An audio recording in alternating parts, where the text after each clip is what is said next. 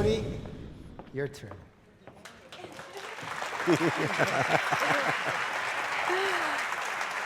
Hi. Kissy, kissy. Well, this is my fourth IdeaCity that I'm speaking at, but Moses has been so wonderful to bring me every year since 2012.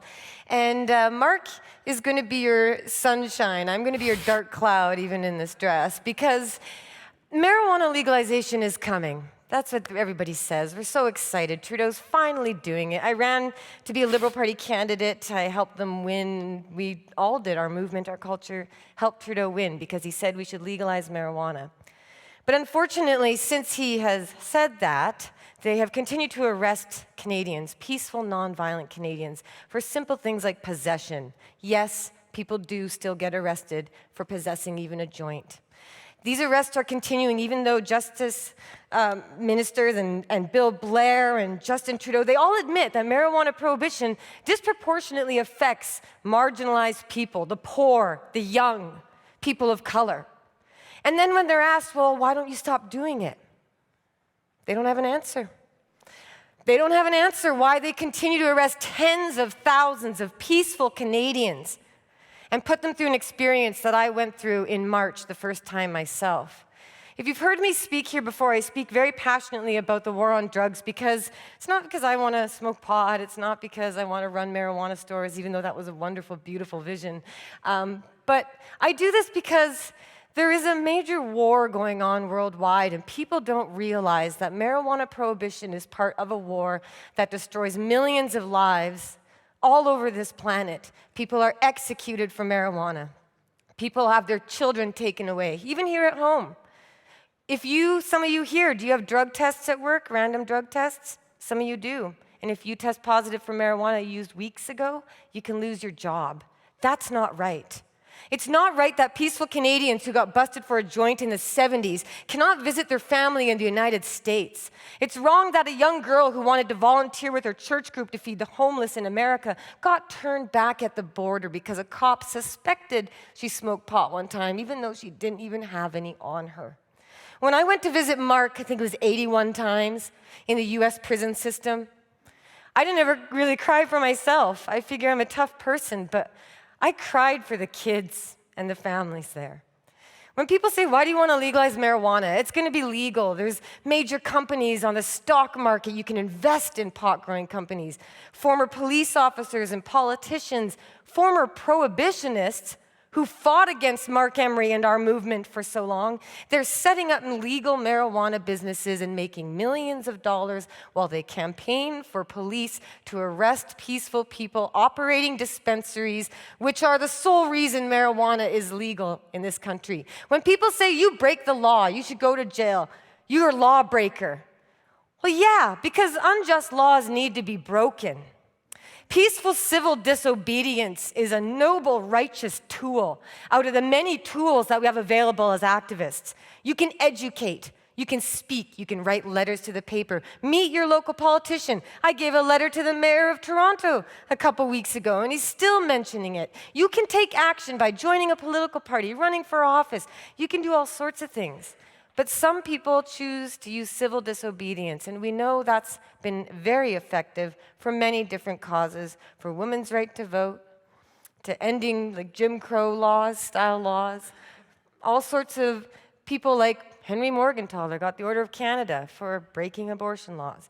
Bad laws need to be broken, and Mark Emery is enormously responsible for so much of the reform going on in this country, from opening up his stores on Sundays when it was illegal, selling rap music, selling books and bongs and magazines. And did you know the government just updated a bunch of zombie laws, but it's still illegal to have a book and sell it about marijuana? There is a law, Section 462.2 of the Criminal Code. You can go to jail for possessing High Times magazine. Yet that law is not enforced because it's stupid. And all of these pot laws are stupid. And yet there's this weird world we're living in where on the one hand, it's going to be legal, there's marijuana companies, there's expos every other weekend. You're being told how this multi-billion-dollar industry is going to be so awesome, you should invest in it.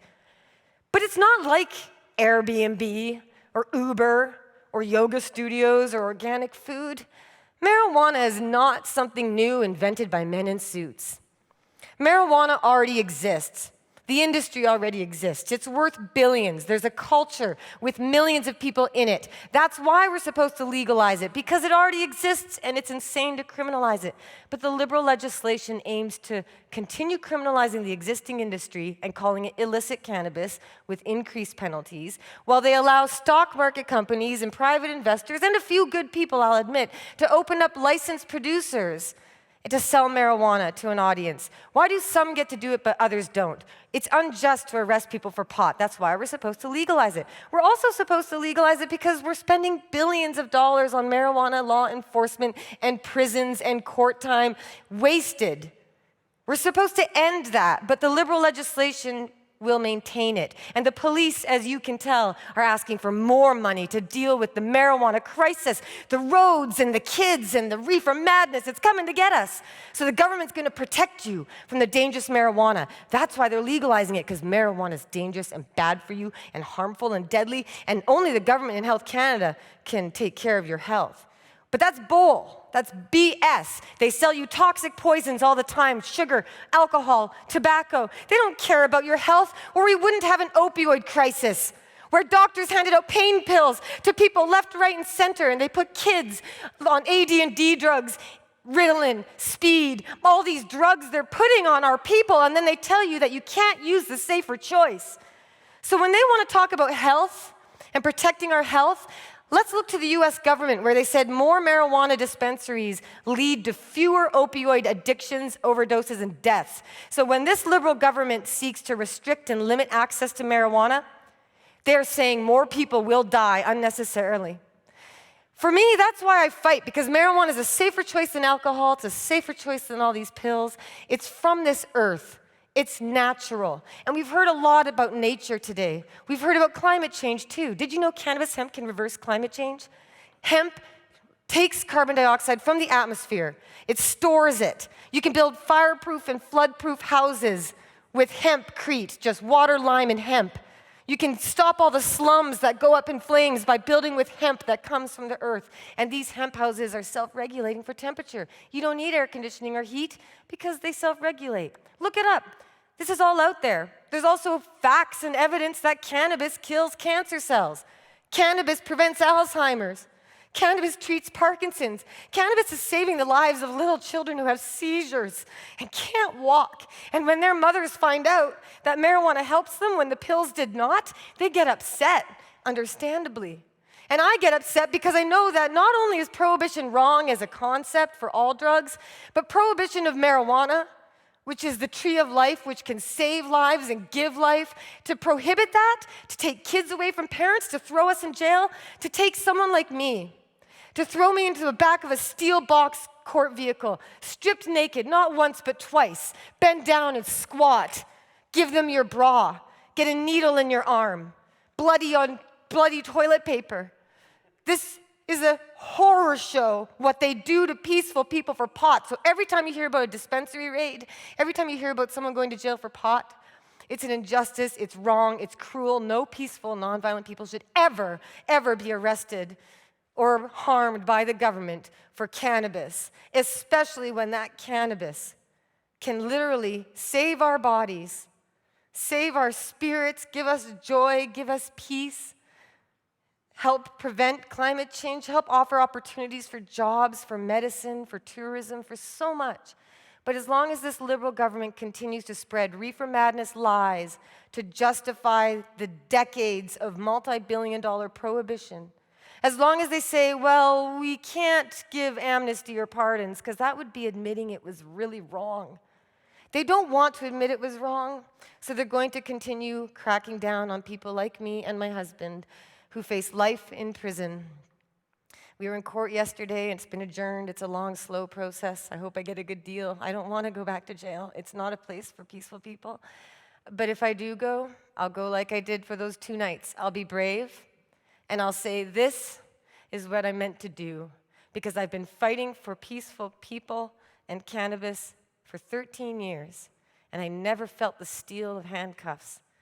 And now that I have, and now that I've been in that cell, and now that I've met others who don't have the support and that we do, I'm going to fight for them. I don't care what it takes. I've had my job taken away. I've had everything taken away. I've got nothing but what I've always had, which is a passion to end this war on cannabis because it's a war on peaceful people.